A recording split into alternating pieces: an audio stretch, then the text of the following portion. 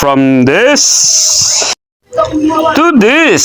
Hello mga master, ako nga pala si Michael Pellegrino, ang pintor ng Davao City. Ngayong araw na ito, ipapakita ko po sa inyo paano ko po ginagawa ang pinto. Step by step tutorial from preparation to finish. At dahil hindi ko na videoan, nilagyan natin ito ng sulignum. As you can see, after ng sulignum ay mag-apply tayo ng epoxy primer white. At ito na po itsura pagkatapos na ito ma-applyan ng epoxy primer. At after ito matuyo, ay masalyan ito ng body filler polytop, yung mga damages at yung mga diamond, especially yung mag-rubbing. At ito na po yung itsura matapos natin ito mamasilyahan. At pagkatapos natin ito malihaan, ngayon ay applyan na natin yan ulit ng epoxy primer white. At ito na po itsura pagkatapos natin itong malagyan ng primer. At pagkatapos ng epoxy primer ay mamasilyahan natin ito ng acrylic cast. Dalawang patong ay goods na. At sa lahat ng scope ay dito talaga ako nahirapan kasi nga napaka-detalyado at napaka-mahirap masilyahan ng ating door. At bawat corner ay dapat ay matamaan. At buti na lang ay mahaba ang pasensya ko dito. Dahil pintor tayo, ito yung trabaho natin at dito natin makikita kung hanggang saan at makakaya natin pagdating sa painting works. Ang ating abilidad dito nakasalalay ang resulta ng ating skill. Pagkatapos mabasilya na ito na po ang itsura niya. Next step ay liyanan natin ito ng sandpaper number 120. Dapat ay wala tayong mamiss dito para pag natamaan ito ng pintura ay magiging pantay lahat at maganda kinalabasan. After ng pagliya ay ganito ng itsura niya. Next step ay mag-apply ulit ng epoxy primer white para dumikit ang next application natin na pintura na pangkulay na. At ganito na po ang itsura niya pagkatapos natin itong ma-applyan ng primer. Next step ay mag-first coat na tayo ng epoxy enamel white. Ang final color na po ito. At pagkatapos ng epoxy enamel white, epoxy enamel green naman tayo, which is dito ako natagalan kasi nga kailangan pa gamitan ng pencil brush dahil maliliit ang mga espasyo nito na kinakailangan talaga manually at dahan-dahan nitong gamitan ang pencil brush. Kaya kung bibilisan mo ito ay matatamaan natin yung mga na-finalize na kulay puti. At dahil back to back yan sa isang mukha ng pinto ay natapos ko ng 2 oras. Bali 4 na oras ko itong natapos sa pintuan na yan. At ganun po kahaba ang proseso sa pag-finishing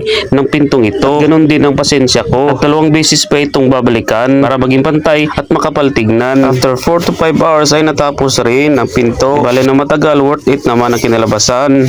Hanggang dito lang po, salamat sa panonood. Make sure to follow sa paping. Ocho! Balaban!